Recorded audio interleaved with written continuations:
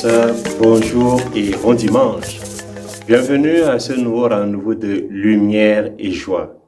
Aujourd'hui, dimanche 4 février 2024, nous célébrons le 5e dimanche du temps ordinaire de l'année liturgique B. Dimanche dernier, l'Évangile nous présentait Jésus qui avait guéri un possédé dans la synagogue le jour du sabbat. L'Évangile de ce dimanche continue le récit commencé le dimanche dernier et conclut ainsi la journée type de Jésus. La journée type de Jésus se déroule le jour du sabbat. Elle commence par l'appel des 4 premiers disciples, se poursuit le lendemain dans la synagogue, puis dans la maison de Simon-Pierre, puis aux portes de la ville et s'achève sur la montagne. Cette première journée de Jésus dans l'évangile de Marc est parallèle à la première semaine de la création dans le livre de la Genèse. La Genèse présente la première semaine de la création qui commence avec la création de la lumière et à son sommet, son point culminant avec le Shabbat. Marc ne décrit pas une semaine, mais une journée de Jésus qui commence avec le Shabbat où le récit de la création dans la Genèse s'était arrêté. Pour Marc, la journée du Shabbat de Jésus continue ou mieux perfectionne la création. Le Shabbat de Jésus donne sens à la création et au Shabbat de l'Ancien Testament. Ainsi, cette journée de Jésus inaugure une nouvelle création, un nouveau Shabbat, une nouvelle histoire. Frères et sœurs, j'aimerais méditer avec vous en ce dimanche, à partir des textes de ce jour, sur 4 points. D'abord, le Shabbat de l'Ancien Testament. Ensuite, le Shabbat de Jésus ou le sabbat de Jésus. Troisièmement, comment passer du sabbat ou du Shabbat au dimanche. Et enfin, le dimanche qui est le jour du Seigneur et le Seigneur des jours. Premièrement, le Shabbat dans le judaïsme, dans le monde juif. Pour comprendre le sens de la première journée de Jésus, nous devons étudier, comprendre le sens même du Shabbat juif. Pour les Juifs, des 10 commandements que Dieu a donnés aux hommes, le Shabbat est le seul commandement que Dieu lui-même a observé, puisque lui-même il s'est reposé ce jour-là. Ainsi, le Shabbat est sacré.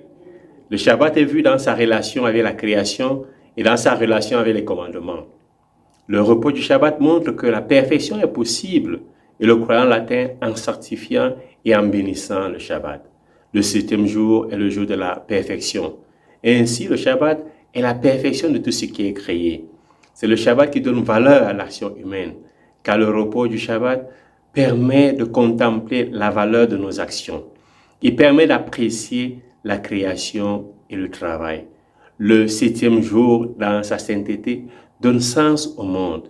Il est l'âme et l'intériorité de la création. Sans le 7e jour, sans le Shabbat, le monde sombrerait dans le chaos originel. C'est pourquoi chaque croyant doit observer ce jour pour porter l'œuvre humaine et toute la création à la perfection, à la plénitude. Le repos du Shabbat exprime la valeur, la beauté, surtout le but du monde. Le Shabbat est à la semaine ce que l'âme est au corps. Les 6 premiers jours de la semaine sont une préparation à la célébration du Shabbat. Et c'est du Shabbat qu'on puise des forces spirituelles pour vivre la nouvelle semaine. Sommet de la semaine, point d'arrivée de la semaine, mais aussi point de départ.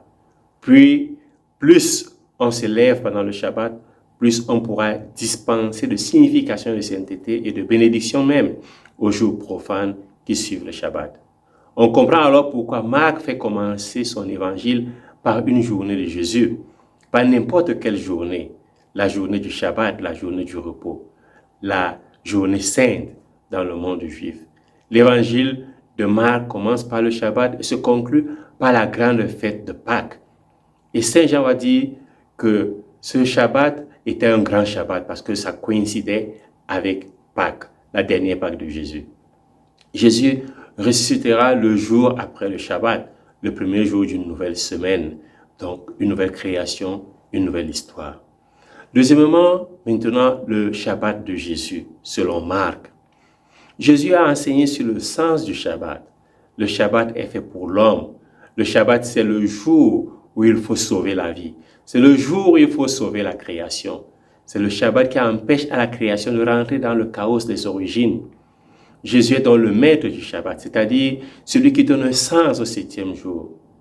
Celui qui donne le salut à la création, le salut à la vie. Sans le Shabbat de Jésus, la vie de l'homme est une corvée, nous disait la première lecture, une vie de manœuvre, une vie de cauchemar, une vie sans consistance, une vie qui ressemble à la navette du tisserand. La navette du tisserand, elle s'achève faute de fil. C'est à travers le nouveau Shabbat que Jésus gagnera pour le Père un grand nombre possible de frères et d'enfants, comme dit Saint Paul dans la deuxième lecture. Le Shabbat de Jésus commence la veille, en respectant la tradition du Shabbat juif, l'entrée du Shabbat, avec le choix d'amis pour vivre ce Shabbat. Car le Shabbat se célèbre en famille. La célébration même du Shabbat, Jésus se rend ensuite à la synagogue, où il enseigne la parole et purifie la synagogue en expulsant le démon. Une synagogue qui est contaminée par l'esprit impur. Il continue dans la maison de ses amis, de Simon-Pierre. Là encore, il sauve la vie de la belle-mère de Simon-Pierre, aux prises avec l'esprit malin exprimé par la fièvre. Ensuite, Jésus s'adresse à toute la ville, à toute la société. Et à la fin du Shabbat, Jésus sort. C'est la sortie du Shabbat, la fin du Shabbat. Il va à la montagne pour rencontrer le Père. Donc, frères et sœurs, nous voyons que Jésus a bel et bien observé le Shabbat. La veille, avec le choix des 4 premiers compagnons. Ensuite, le jour du Shabbat, même en allant à la synagogue, puis en allant dans une famille restreinte, dans la maison de Simon-Pierre, puis la famille élargit la ville, et enfin la sortie du Shabbat, en se retrouvant en dialogue avec le Père, dans le silence et la prière sur la montagne. Ce premier jour de Jésus, ce jour du Shabbat donnera sens à tout le ministère de Jésus. Un jour qui aura sa plénitude dans le grand Shabbat, de la Pâque, de mort et de résurrection de Jésus. Saint Jean-Paul II dit, dans l'exhortation Dies Domini, le mystère pascal du Christ constitue en effet la pleine révélation du mystère des origines, le sommet de l'histoire du salut et l'anticipation de l'accomplissement eschatologique du monde. Ce que Dieu a opéré dans la création, ce qu'il a fait pour son peuple dans l'Exode, a trouvé son accomplissement dans la mort et la résurrection du Christ. Dies Domini, numéro 18. Troisièmement, du Shabbat au dimanche. Après la résurrection, les chrétiens donnent au premier jour de la semaine toute la valeur qui était réservée au Shabbat. En plus, la célébration de l'événement de la victoire du Seigneur sur la mort. Le nouveau Shabbat, c'est le premier jour de la création, de la nouvelle création, le premier jour de la nouvelle semaine, le jour du Seigneur, dimanche, où a jailli la nouvelle lumière, la lumière de la résurrection. En effet, dans le rythme hebdomadaire, le dimanche rappelle le jour de la résurrection du Christ. C'est la Pâque de la semaine, jour où l'on célèbre la victoire du Christ sur le péché, sur la mort, jour de la célébration de la vie, l'accomplissement de la première création en sa personne et le début de la nouvelle création. C'est le jour où l'on évoque le premier jour du monde dans l'adoration et la reconnaissance. C'est en même temps dans l'espérance qui fait agir la préfiguration du dernier jour où le Christ viendra dans la gloire et qui verra la réalisation de l'univers nouveau. Le jour du Seigneur est le Seigneur des jours, c'est-à-dire le plus grand des jours, le principe des jours, la tête des jours. Ceux qui ont reçu la grâce de croire au Seigneur ressuscité ne peuvent que percevoir la signification de ce jour hebdomadaire avec l'émotion vibrante qui faisait dire à Saint Jérôme, le dimanche est le jour de la résurrection, le jour des chrétiens, c'est notre jour. Oui, frères et sœurs, les chrétiens doivent vivre ce jour comme Jésus a vécu son premier Shabbat, dans la compagnie des amis, dans la compagnie de la parole de Dieu, dans la compagnie de la fraternité de la famille, dans la compagnie avec le Père. Le disciple de Jésus doit vivre dans l'amour de Dieu, l'amour du prochain. C'est le sens que Jésus a donné au Shabbat, c'est le sens que nous devons donner au dimanche, mais aussi à chaque jour. C'est cette bonne nouvelle que Paul annonce pour gagner les âmes au Christ. Cet engagement n'est pas facultatif, c'est une exigence. Quatrièmement et dernier point, le dimanche, jour du Seigneur, ou alors le Seigneur des jours, le nouveau Shabbat du chrétien. Vivre le jour du Seigneur.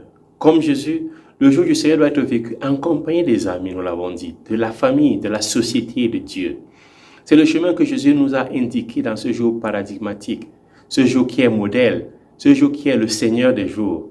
Ce jour devient alors le modèle de tous les jours de notre vie, le paradigme de tous les jours de notre vie. Non seulement le dimanche, mais chaque jour, car le dimanche, nouveau Shabbat, exprime la valeur, la beauté, surtout le but du monde.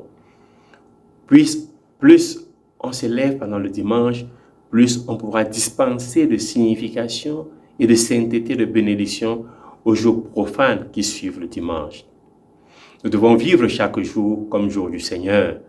La célébration du jour du Seigneur, la célébration hebdomadaire du jour du Seigneur doit arriver à devenir une célébration quotidienne. Chaque jour devient un jour de foi, un jour auquel on ne peut pas renoncer. Chaque jour doit refléter la présence du ressuscité. Comme les premiers témoins de la résurrection, les chrétiens convoqués tous les dimanches pour vivre et proclamer la présence du ressuscité sont appelés à se faire dans leur vie quotidienne évangélisateurs et témoins. Ainsi, le jour du Seigneur devient le jour de l'homme, le jour au service de l'homme. Car si le Shabbat est fait pour l'homme, l'homme doit désormais vivre ses jours selon le paradigme du jour prototype de Jésus. Évangéliser, c'est vivre quotidiennement le nouveau Shabbat, le dimanche.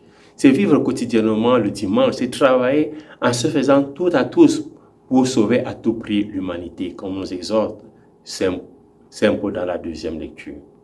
Je me suis fait tout à tous pour en sauver à tout prix quelques-uns. Et tout cela, je le fais à cause de l'Évangile, pour y avoir part moi aussi. Un jour, à la veille de Noël, à la porte de leur couvent, les missionnaires de la charité retrouvent un panier. Elles pensent alors à un don venant d'un bienfaiteur. Lorsqu'elles soulèvent le linge qui recouvre le panier, elles se rendent compte qu'il s'agit d'un bébé abandonné. Et Mère Thérèse a de dire, Jésus est arrivé. Frères et sœurs, le jour du Seigneur, ou mieux, la journée de Jésus, est le paradigme de comment vivre le jour du Seigneur, le Seigneur des jours. Non seulement le paradigme du jour du Seigneur, mais le paradigme de nos vies quotidiennes. Jésus arrive chaque jour dans nos vies pour que nous le donnions aux autres à travers notre amour, à travers notre charité, à travers notre solidarité. Chaque jour est le jour du Seigneur. C'est pourquoi nous devons vivre chaque jour par Jésus, avec Jésus, en Jésus et pour Jésus. Et vivre chaque jour comme s'il était le premier, l'unique et le dernier jour de notre existence, en faisant le bien, en aimant, en donnant la joie à nos frères et sœurs. Bon dimanche, loué soit Jésus-Christ et que Dieu vous bénisse.